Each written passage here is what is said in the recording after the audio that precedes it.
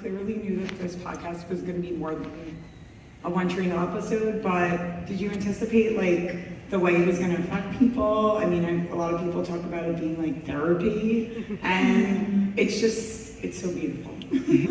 Thank you. I think we really hoped that it would go beyond just watching an episode and talking about it. You know, we all have had a lot of experiences that we wanted to process and find redemption in deeper ways. And so, yeah, I mean, when we started this, that was our hope, but you never know how something's going to go, and it's definitely exceeded our expectations, I would say. And I think for us, you know, we knew what we wanted to do together. We knew how complex it has felt for all these years to hold something that is so special and that also was in many ways very poisonous. We really wanted to be able to separate and keep the good and throw the bad in the garbage can. And so it felt a little too. Maybe talk a little bit of shit too. You know, it feels nice. We're not above being petty. But I like it. But I will say, I think we knew what we wanted to have together, and it's really wild that in sharing our stories, you know, the good, the bad, the ugly, the obviously sometimes hilarious, with other people have felt reflected in that. Like, you guys weren't on that set with us, but you were there with us in your own way. And so it's pretty insane. Like, you said it before we came out here. You're like, look at this. Like, you guys did this thing. This is crazy.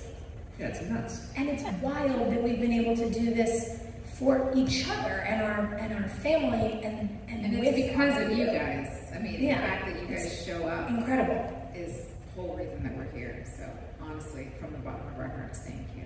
Yeah. Who knew fun would be healing, you know?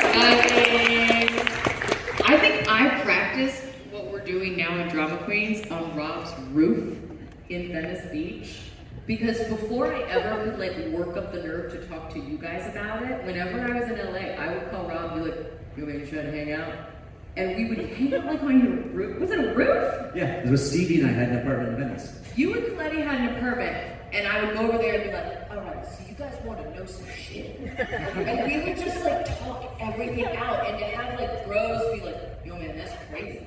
Like, that's not normal. No, okay, that's what I thought, but I just was gaslit for so long. And so I never thought that these conversations that we've all had in private, because Tyler and I had them too. We've worked on 37 jobs together. Yes, we have. Well, I'll tell you, everything I get cast in, they're like, it's you and Hillenberg. Everything. It's like so random. It's crazy to me that the private conversations that really were difficult for us to like work up the nerve to have finally surfaced in a really public way, that our reputations feel redeemed, because I know that there were things that were said about us when we were young that were not accurate, whether it was publicly or just privately in the business between producers and studios and things. And so for you guys to back up our experience and say we believe women is so powerful. So thank you so much, because you gave us our credibility. Thank you. Absolutely. It's our show, not It's our show, goddammit!